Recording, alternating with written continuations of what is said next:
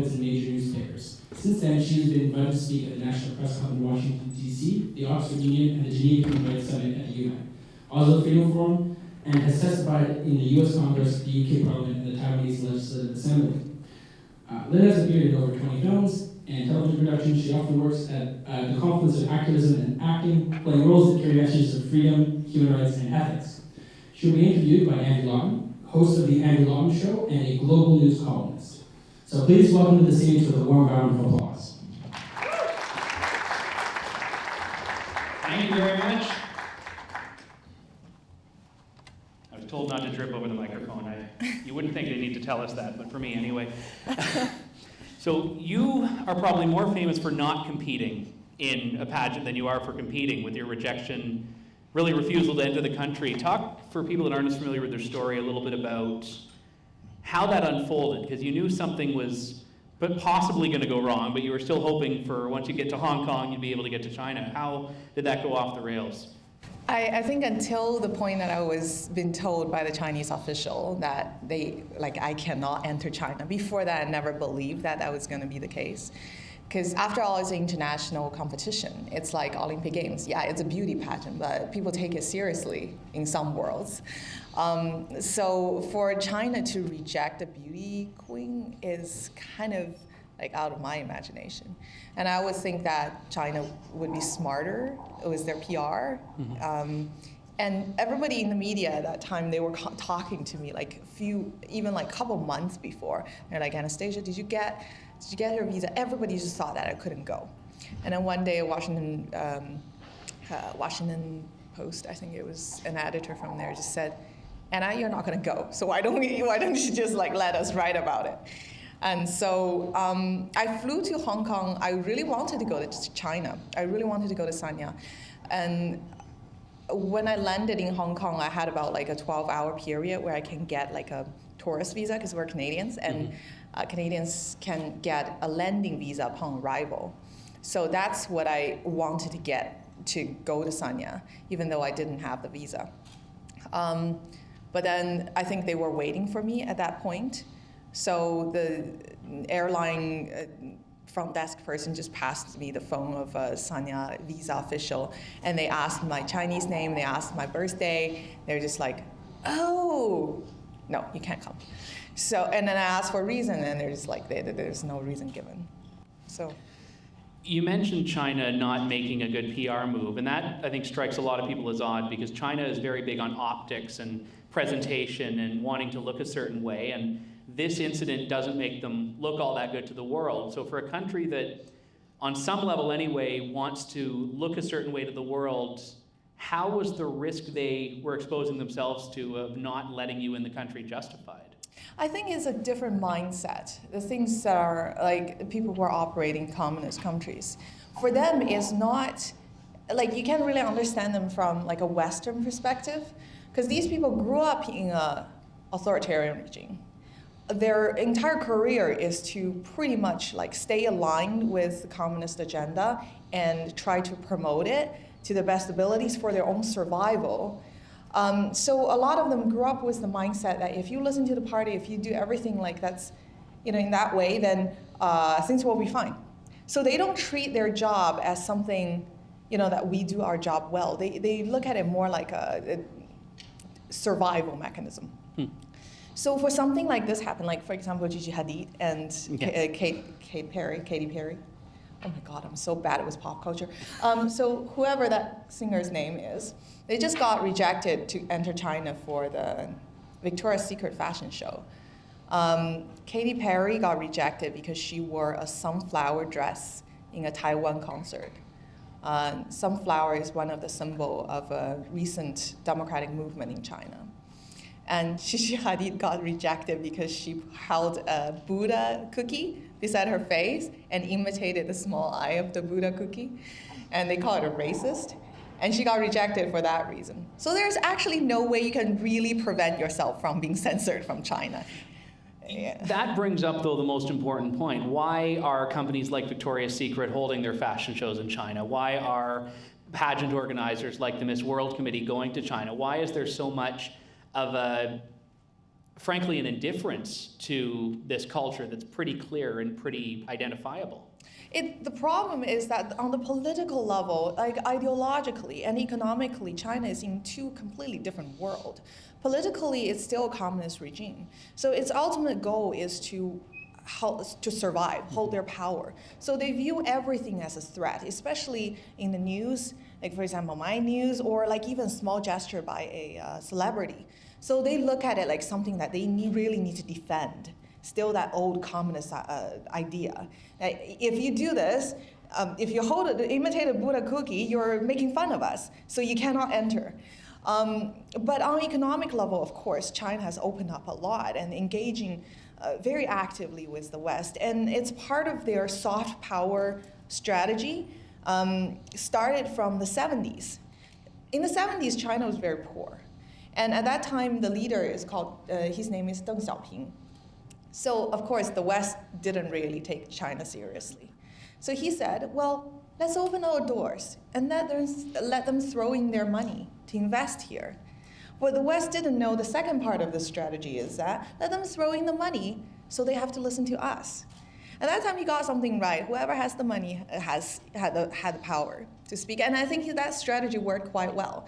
30 years later, we're left with this structure in the world that historically inherited from the past. Mm-hmm. Now that the Western government are very hesitant to speak up to China in regards to human rights issue, even though the abuse has not, like of different kind of minority groups, human rights, or even just dogs, or like a small population of female who choose to do something would get like very easily persecuted and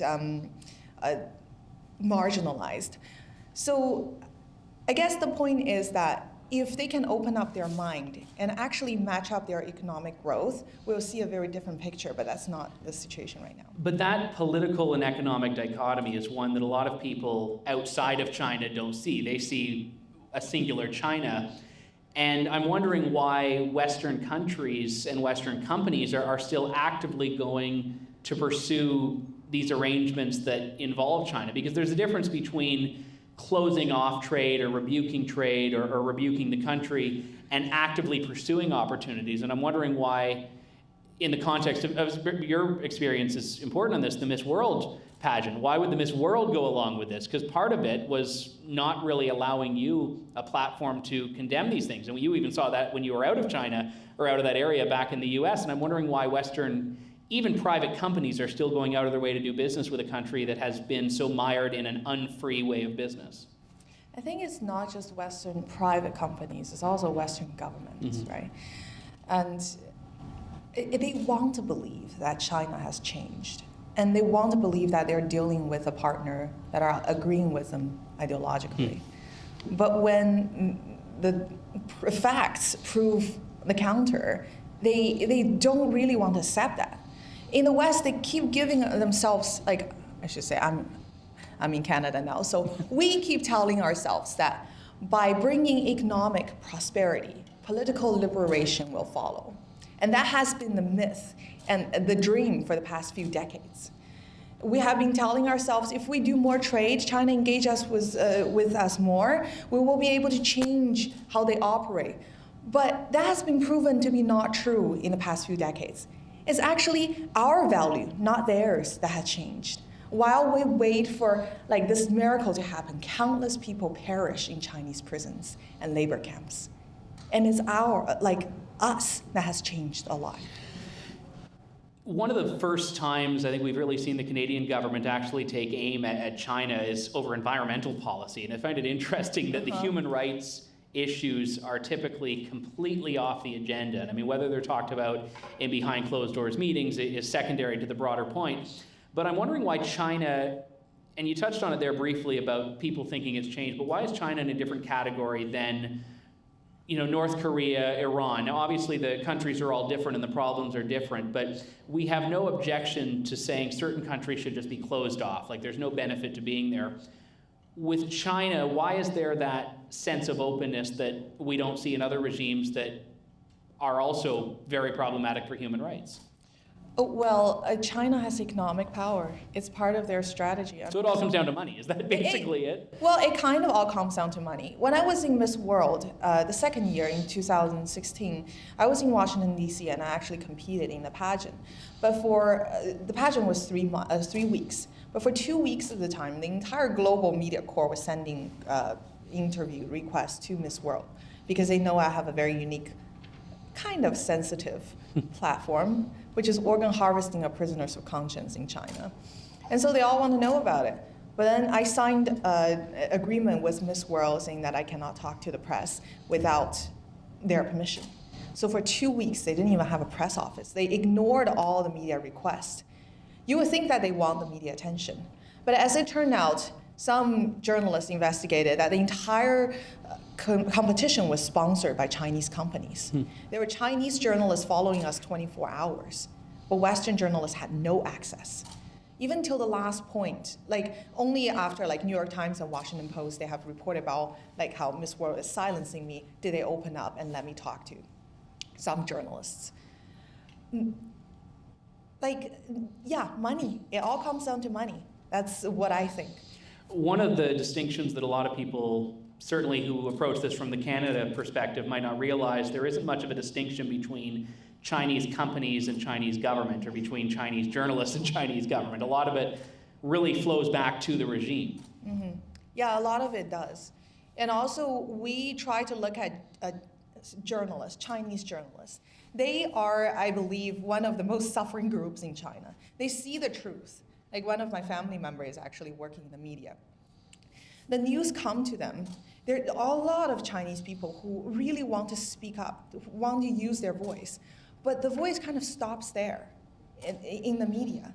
Like they have to filter, they have to censor, they have to survive themselves. So all they can tell is like what the communists want them to tell. And sometimes some of the journalists or publishers are really like, they had enough, and then they would do this called open a sky window. That means our newspaper, there's nothing in the front page. It's just a blank paper. That means they have a story they want to tell, but the Chinese Communist does not let them tell. And this kind of story happens a lot. Chinese people want to use their voice, but they need to find courage. And one day they're going to find it. One of the most, I think for a lot of people, horrifying elements of your story is that you weren't just one woman in Canada going through this. You had a father in China that was under the threat of persecution by the state for you speaking out. Mm-hmm. And I'm wondering if that's, first off, a very common occurrence, but secondly, how does anyone speak out? How does anyone rise? How does anyone find that courage when family members are threatened by the state, individuals are threatened by the state for saying the wrong thing? Well, I was educated in Canada, so I did not expect the Chinese Communist Party to react that way. When it first happened, when my father sent me the text message, I was surprised. I was also very disappointed because I just won Miss World Canada. I thought that my family would be very proud of me. And for this to happen is something I sort of expected for years because I spoke about human rights. This is what happened to every Chinese people who does that. But then I realized a journalist friend kept trying to convince me to give him the story. And eventually he said something, you know that with more media attention, your father will be more protected. That has always been proven true for high-profile dissidents. If you talk about it, maybe we can help you. So, and then I also realized that if I don't speak at that moment, they will know that this tactic works. They'll probably push my father even further, like put him in jail or something in the future, and I will lose my voice forever as a Canadian here. So it just didn't feel right. And so I just talked to the journalist and I just said, do whatever you feel is the right thing to do with my story. I don't want to lose my voice. And so he wrote about it, and then things just went from there. Why did you agree to stay silent with the press when you were at Miss World? Because that was obviously a very calculated decision on your part. You knew that you had to, if you wanted to proceed in that competition and proceed in that, you had to agree to go through their rules for interviews. But I'm wondering, did you ever consider not? Did you ever consider maybe it's more important to speak out at this point rather than later? I think that was it was not a strategic decision. It was more that I have committed to this, and I respect the rule of the organization. I did sign the agreement, and I'm not a troublemaker like what they believe I was. And also, I do want to give the organization enough chance. I negotiated with them. The State Department asked me for a meeting during the whole silent period. They went with me and sit in for the meeting. A Boston Globe journalist came to the lobby to intercept me there. They kicked him out, threatened me to throw me out of the competition. They threatened you? They threatened because me. He ended up going there? Yeah. Wow. Yeah, because they know how many media was after that story. So, and the BBC, they wanted to send a group of cameramen into our hotel and try to catch me there. But I felt like I need to pay enough respect for this platform that I sort of used to, really speak loud and broadcast my voice and my cause. I want to give them enough time. And the point when I made the decision that this is not going to work is when they completely rejected my Beauty with Purpose video, which is about what I have been working on for the past few years. And they chose something that's really random. And and then they also told me not to talk about human rights in my talent show. And then Miss Germany also came to tell me, oh, I had media permission to talk to the media. And I realized that kind of censorship was just surrounding me. That was the point when I realized this is not right anymore.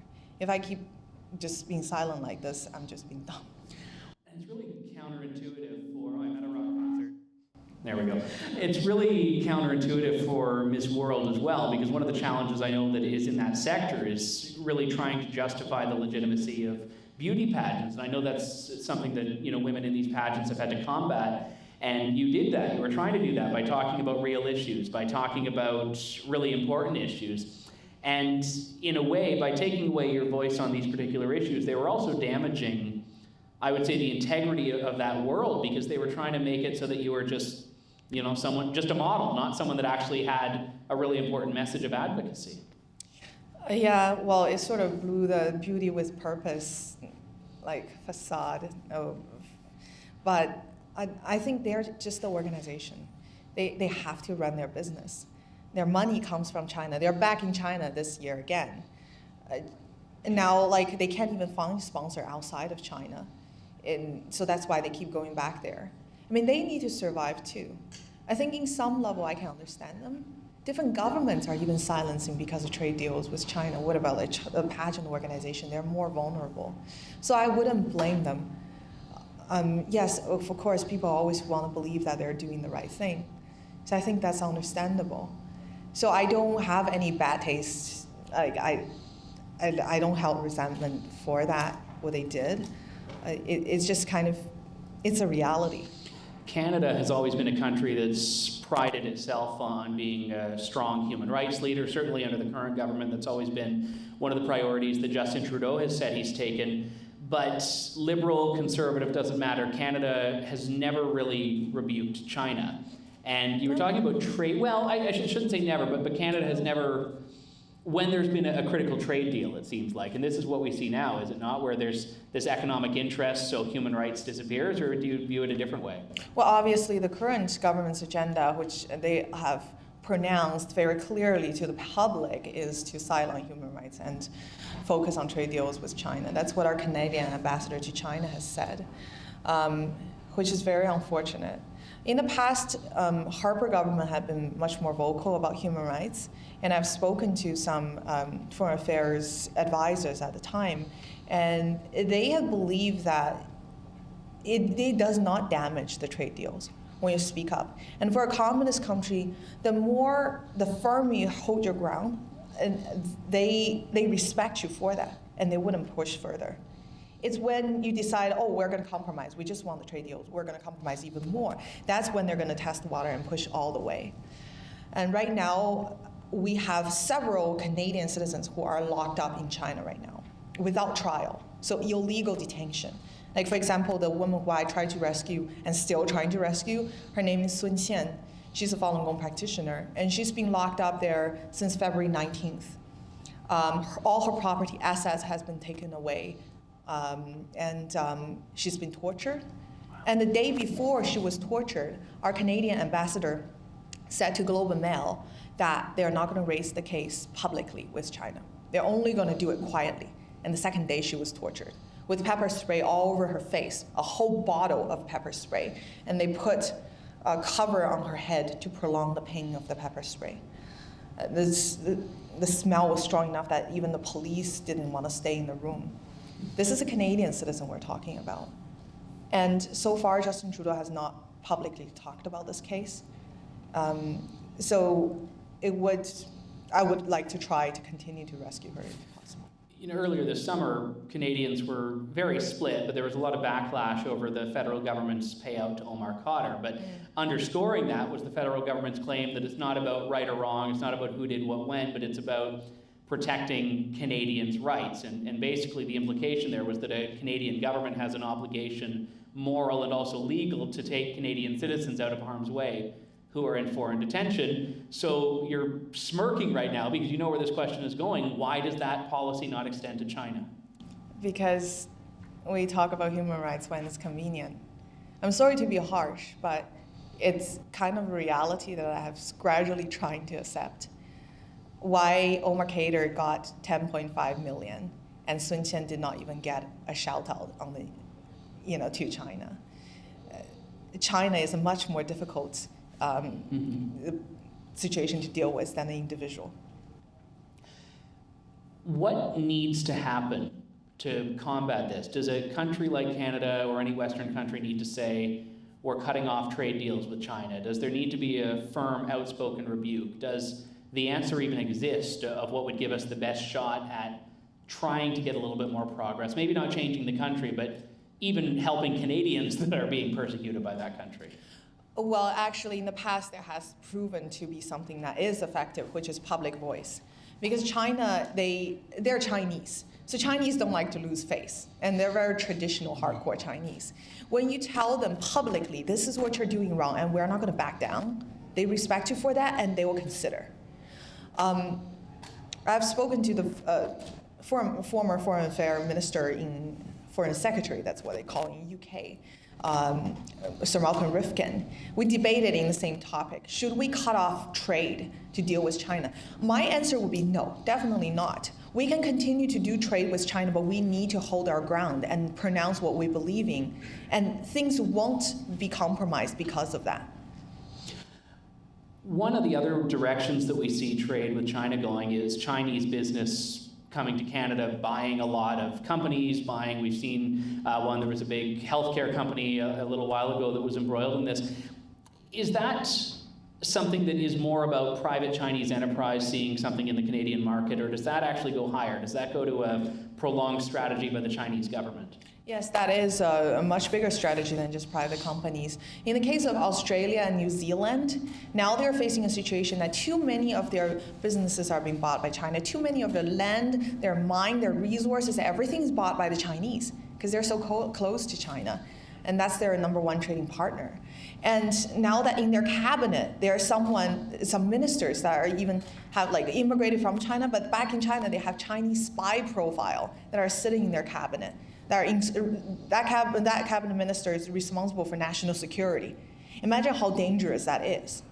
So I remember reading an essay, an op-ed on, I think, Globe and Mail by the Australian High Commissioner to Canada, former, and he was just trying to tell the Canadian government, don't follow our footstep.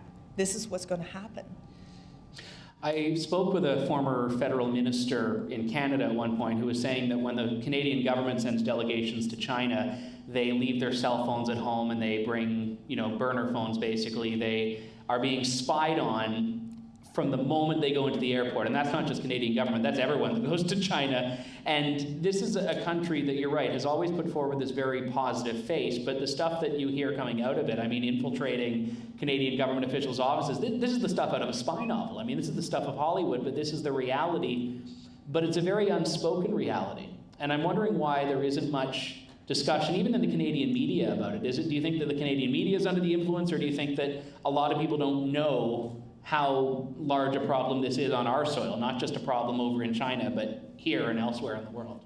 I don't think it's Canadian media are definitely not like trying to ignore it. It's just I don't think a lot of people realize how important this is. When I tell my story, for example, my cell phone are being monitored by the Chinese government. My mother's cell phone is being monitored by the Chinese government. And when I was working in Ottawa, like it was a consensus, like everybody knows that their cell phone is being monitored. And so that's why they use BlackBerry for a very long time. Mm-hmm. And some foreign affairs advisor, before their meeting, sometimes they do this gibberish ritual, which is like they try to pretend they're speaking Chinese just for the Chinese who are listening on the other end. They do it as a ritual because it's a signal just to send to the Chinese who are listening. It's kind of sad. It's a national security issue that's not really being taken seriously. I mean, the Globe and Mail tried to pick it up. One of my friends, Craig Offman, he wrote an investigative piece about Michael Chen. Yes. Who's a cabinet minister in Ontario, immigration minister, how he has business ties to China and he's promoting different liberal candidates to run for seats, but these candidates have a Chinese connection background. And these people are getting elected, and now I heard directly to PMO, there are some people who have this kind of background. And he really tried to raise this issue, but the rest of the media corps didn't really follow that. I don't think people realize what a big problem it is. Yeah. What's the end game? I mean, is it just information gathering? Is it influence? Is it blackmail? Is it some larger democratic subversion? I mean, what's the goal for China? What do they gain out of this? All of the above. We don't think that we're in a Cold War right now, but they are looking at it totally differently from us. Now, if we use the political reverse psychology, we don't treat China's ideology like a threat right now, but Chinese government have already censored all Western ideology from their textbook from high school on. That means you don't get to hear about Western philosophy and Western talk about democracy value in the classroom at all. But the reverse, they are putting all these Confucius institutions into different universities that are using Chinese textbook, Chinese Communist agenda, and their goal is to promote what they believe in. So they're trying to export what their ideology, but at home they're trying to protect themselves from ours. They are looking at it in a very different way from us. I think that really we need to be alert with that. Where do you see the next hurdle being in the relationship that the West has with China? Do you see it going to either a new boiling point or hitting another point, or do you really see just a continuation of the status quo right now? I don't think the status quo can continue for too long. There are definitely different forces who are trying to combat this kind of Chinese influence, but they're having a very hard time. For example, me. My dress sponsor had to run away from me because the Chinese embassy sent them an email saying that I'm bad news. These are Canadian people who live here. It won't continue like this. And also changes are going to come to China. People don't realize what kind of big change in people that are in China nowadays. They just think that China will remain what it is, but that's not true. The changes has to come from China, but one day when they do have the courage to take the step, they need to also know that the Western countries are with them. Like if they decide to make their point, the West is going to support them and not just back off and watch everything happen like right now. China is not as geographically large as Canada, obviously, but it still has different areas and different provinces. It has rural areas and, of course, Beijing. And I'm wondering, the Chinese population, do they have the same relationship with the government in the big cities as they do out in the outskirts? Is this a national issue in China, or do you have some people that are pretty isolated from these challenges that you're describing? Well, I think in China, have you heard of poison milk? Poison wine? No. Okay, I don't know if anybody know about the food poisoning issue, yeah. They put poison into baby formulas to make the protein content become bigger. So my brother's mother would try to get milk formula from the West and bring it back to China. This is endangering everybody. Chinese people don't trust the quality of food, and the products. They don't trust anything that's made in China. Because Communist Party try to promote money worship, and the moral standard has been declining because of that. And there are things that are really just damaging the daily life. Chinese people don't feel safe at all. So is this just a city problem, or is it extending to, yes, everybody in China is involved. You have Western missionaries, typically Christian, that will try to do things in China, and it obviously has to be done more covertly. You also have, on the other side, Western media that does manage to get into China. I know they try to black it out, but things obviously get through.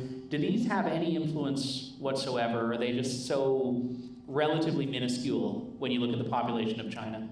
Well, the Western journalists are definitely trying to do their best. Nathan from Globe and Mail, I don't know if you know about him. He's the Chinese correspondent for Globe and Mail. Yes. He was arrested for 3 hours or something, or much longer than that, when he was trying to investigate in the village of China.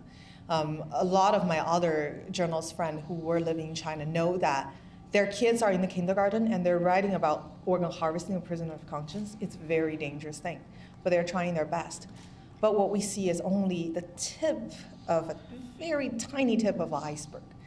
If you know Chinese, you go on Chinese WeChat, you see way more stories than what we're describing, what we're seeing today. I went to school with someone who was in one of my classes from China, and she had never heard of Tiananmen Square until she came to Canada. The same as me. And I remember hearing about this story because it was actually when she was at university. She just came for university, and just for me, you know, growing up in a culture where information is shared quite freely, this is such a common occurrence. People in China that don't even know their own pretty recent history because of the state. And I'm wondering if that is starting to break down, if people are finding ways, whether through WeChat or other ways to access the internet where information is starting to get there, and if that's having an impact. Information can get through, and there are software that break through the firewall, but the problem is in the mind. When I first got to Canada, I didn't want to believe Tiananmen Square existed. And that's self-censorship, self-filtering. It's because of an entire life of indoctrination in China.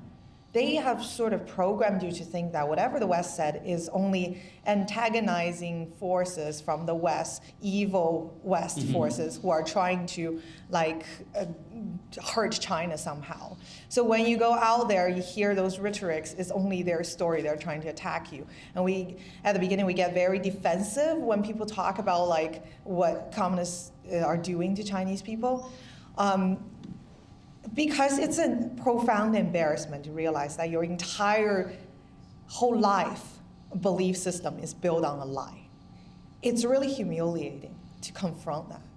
So that's why a lot of Chinese people don't even want to listen to it. They don't want to hear the truth.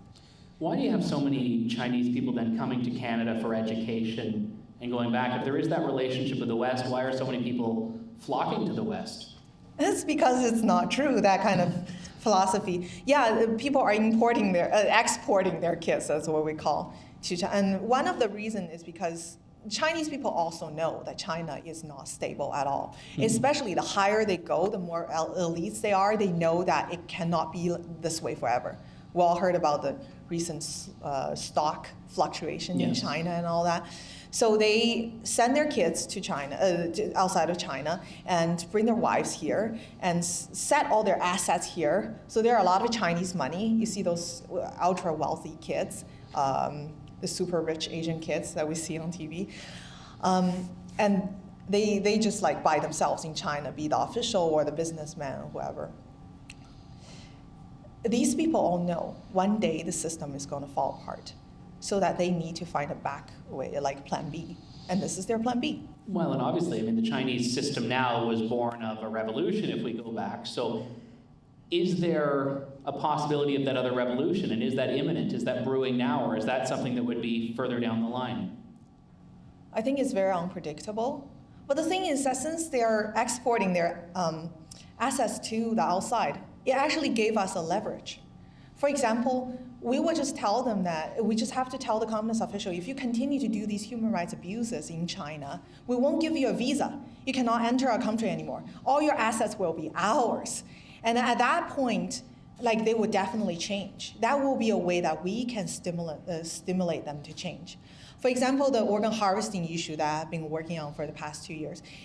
Chinese government have been using labor camps as a source of organs for organ transplant, because in China there had not been an organ donation system, voluntary one. So they need organ for organ transplant. And it's been a really fast-growing business in China. And the surgeons and the doctors who participated in it, they know it's a crime, right? You're taking political prisoners of conscience, the organs of Falun Gong practitioners, the organs of, Christians, Tibetans, Uyghurs, these people. You take out their organ and sell them for profit. Now, if Canada, or let's say Israel already did it, Taiwan already did, introduce a law saying that anybody who participated in these crimes are not allowed to enter our country, just blacklist them. Immediately, these people would reconsider what they're doing. This may get into an area that's bigger than having one singular solution, but with the boiling point that we're seeing brewing between North Korea and the United States, do you think that, and having North Korea front and center, could be something that forces a much clearer Western position on China? Because everyone knows China, of course, has been essential to North Korea's survival, and I'm wondering if North Korea becoming such a thorn in the side of the West now could trigger action on China. China has been a very hands-off attitude with North Korea for the past few years, only because they did supply North Korea with the nuclear technology. But now North Korea is kind of out of hand for everyone. Even China? Even China. Because North Korea is using this as a leverage to demand more resources and more money from China. And Chinese government has to keep it under control, and it's getting harder and harder. So I don't think it's strategically that valuable for China anymore. But I think for China, the changes definitely has to come from within, that's for sure. I want to talk a little bit more about your personal investment in this, because we were chatting a little bit before, and you mentioned that you didn't set out to be a human rights activist. You didn't set out to change the world and to reform China and do all of this. This was really something that you were, I don't want to say thrust into, but something you became embroiled in after working on your own career in the creative sector, in the entertainment world. Would you love to just not leave this behind, but would you love to have the world in such a place that you could go back to doing what you started out doing, or is this now the mission that you need to take on?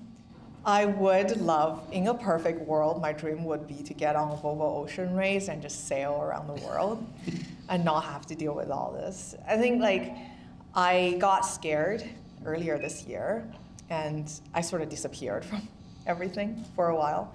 Though I was trying to rescue Sun Qian, and I went to United Nations Human Rights Council to talk about her, but really I've been very hesitant in engaging anything human rights related. Because it's a scary thing. A whole communist country with a lot of economic power is sort of my opponent. And they can do anything to my family. In a perfect world, I would like to just be an actress and perfect my craft and really focus on what I do. But this is something I guess providence or fate has brought me in, and I felt after I started to speak out about this, a lot of Chinese victims came to me, and their story really deserved to be heard. And I just felt like I need to continue to do this. Do you think that you have a greater legitimacy in raising these issues because you are from China originally? And I guess another way of asking that is, do you have more of an ability to get away with saying what you're saying than someone who had just read about it or studied it would? Yeah, I realize for a lot of my Western, journalist friends, when they criticize China, they've been labeled racist, which is really, it shouldn't be that way. Well, and that was what Michael Chan said about the Globe and Mail, basically, that it was just racist. They were targeting him because he was Chinese. And no, that's just an excuse. I do feel like it's easier for me to talk about it, and perhaps because I'm Chinese and I can also hear the Chinese people's angle, when they come to talk to me, I would get the whole picture. But I think anybody could talk about, China's human rights abuse, because when they're bullying their own people, someone's got to stand up.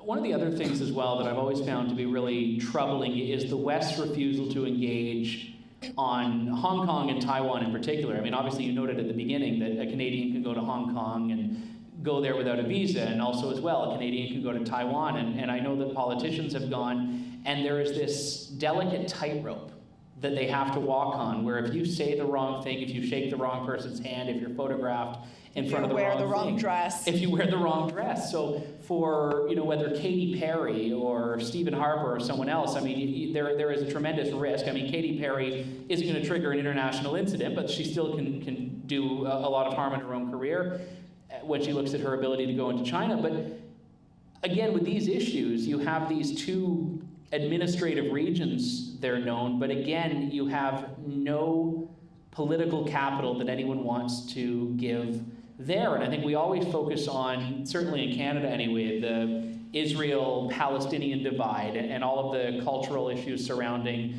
what you're allowed to say. But in China, it's almost worse because it is just silence. It's not that there's a polarized debate, it's that there's no debate. Yes, that's true. Have you been to Hong Kong? No, I'd love to. I have a layover there next week, but that's it. Okay, well, I was stuck in Hong Kong after my refusal. And I spoke to a lot of democracy movement activists at the time, because at that time, I think umbrella movement just died down. And the students are still very active. And it's still going on today, umbrella movement. And they introduced me everywhere. I seen a lot of Hong Kong people. And because my news was everywhere in Hong Kong, so people recognized me on the street and they would come to talk to me. I realized that the Hong Kong people, they were raised in a totally different situation from China. They were former British colony. So they had the access to information, they agreed with the Western value. They're fighting inch by inch to protect their own freedom. These people are so courageous. I felt very much at home there. In the West, we sometimes take our liberty for granted, but for these people, they know what's at stake. So they are giving their lives, their voices, their everything to protect that.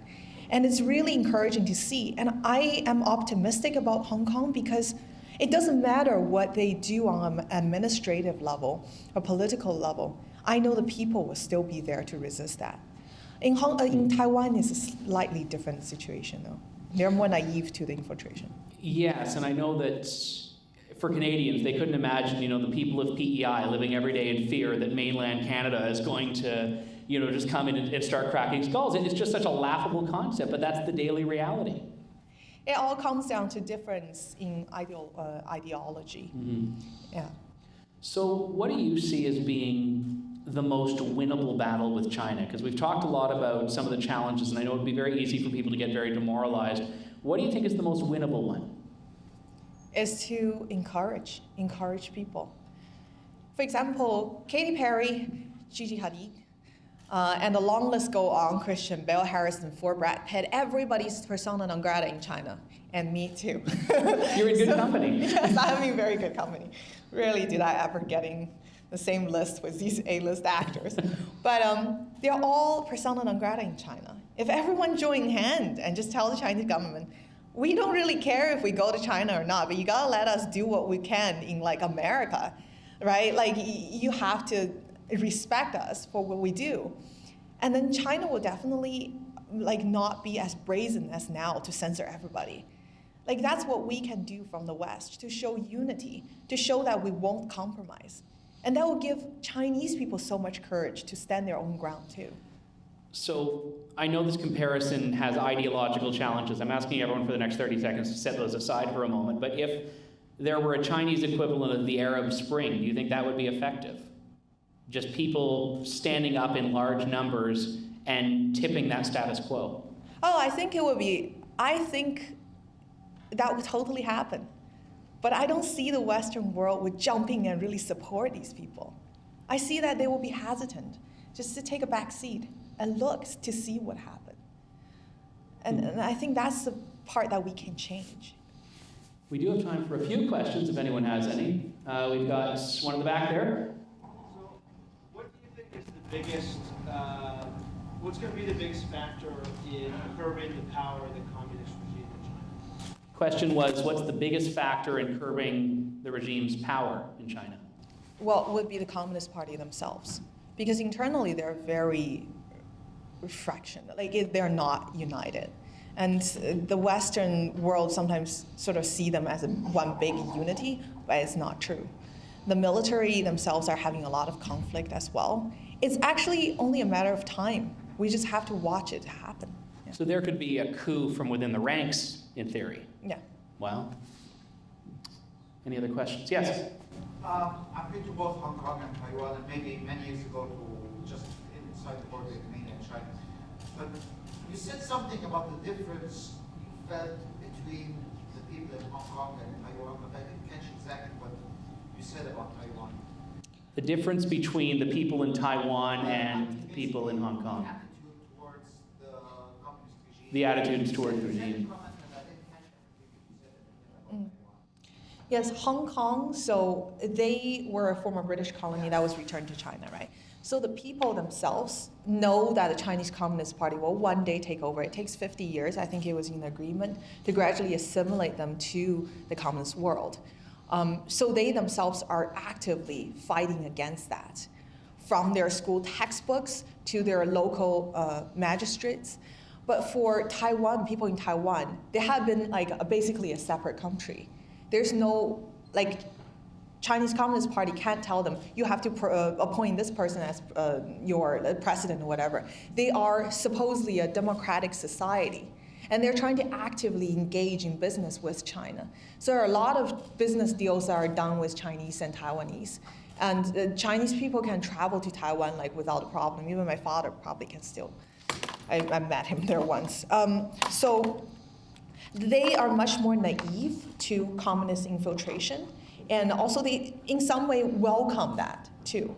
They think that's a way to engage with the Communist Party, and that's the dangerous part. When people are not alert to what they could risk, lose, then it might just be gone before they know it. To extend beyond that, though, why does China not see Hong Kong as being a greater threat? Because it sounds like Hong Kong is a threat, because Hong Kong is an area where people are trying to resist, and I'm wondering why China hasn't been more actively trying to clamp down there. China has been very actively trying to. Why have they not had the success then? Because the people are resisting, and China is trying harder now. They're even appointing communist officials. South Morning China Post, even these media, their editor-in-chief now has to be pro-communist. They are trying to change the media, they're trying to change the politics or the school, but because the Hong Kong people are fighting very hard, so the communists see them as a bigger threat, because for them, the students in Hong Kong could just be, the thing that lead to the threshold that the entire student of China would stand up and do the same. They could look at the Hong Kong student as an example for what they could do. So Hong Kong is definitely a bigger threat for Chinese Communist Party. Yes. How would you describe the general attitude of Chinese Canadians towards you? Are they supportive of you or are they against you? Just for people who didn't hear, the question is, how do Chinese Canadians view Anastasia? There are definitely different views, I would say. And also in my mailbox, I would receive different kinds of messages. A lot of them will come up to me in Chinese malls or supermarkets and tell me that they're very proud of me. They look at me like their daughter and really support what I do. But in public, it's very hard for them to actually stand up and say, Anastasia's doing great. Except for some people probably in the media who have a stronger voice, because they themselves all have business ties in China, like my dress sponsor. And their livelihood relies on probably their Chinese business. So for them to publicly support me is very hard, because they know the Chinese embassy will be watching. The Chinese community is very tightly controlled, monitored too. We'll go to Mark here, yes. Anastasia, I'd like to ask you this. It's kind of a Chinese cultural history question. China is known as the Middle Kingdom, which translated means the Middle Kingdom between heaven and earth. Yes. We, the white devils, are down here on earth, and China is up above us, and then there's heaven. Now, I read a lot of books on Chinese history, and James Clavell talks about Hong Kong in all his books, like Taipan and Shogun and these. And basically, when I lived in Asia for 2 years, if I wanted a competent merchant in any country, I would immediately go to a Chinese merchant. Because as I asked them, I asked this fellow in Padang, it's a town in the island of Sumatra, I said, by any chance, could you ever get me Mexican food for me maybe in 2 or 3 months and float on a boat? He said, I can have it here in 4 days. I've got people in Singapore who can have it to you immediately. And he had it to me at less cost than I buy it in any supermarket in Canada. And I said, how is this possible when I bought it? He said, I have people everywhere in the world I can talk to. Chinese people are all triad. We have people everywhere. We can get anything from anywhere on the planet because we have merchants in every place on earth. And that made me think back to the books I was reading. I said, man, that's a pretty big advantage over the local rice farmer who now is given affirmative action opportunities to join the modern economy in Malaysia or Indonesia or Philippines or wherever you want, where the Chinese dominate the entire economic system. And the political structure is broken down into the locals get to run the politics and the Chinese get to run the economy. And that's probably true in every Southeast Asian country. That's not really contestable. That's occasionally they kill Chinese people in riots because they're so envious. The Chinese are like Jews of Asia, really. They're successful, they're very knowledgeable, and they're so far advanced compared to the local people that they dominate whatever they choose to get into. So, my question to you, with them buying up all these assets in Europe and Africa, dominating the entire economic systems in Asia, are the Chinese trying to take over the whole world, and will we all under Chinese masters in about 50 to 100 years? I'll spare you the preamble for the audio record, but our Chinese taking over the world was where it ended. Unfortunately, the preamble had the context there, but Anastasia.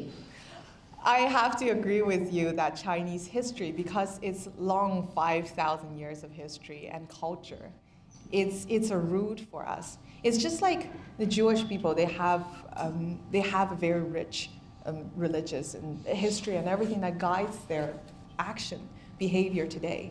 The discipline, the Confucianism, the moral, and everything that was taught is still in Chinese people's blood.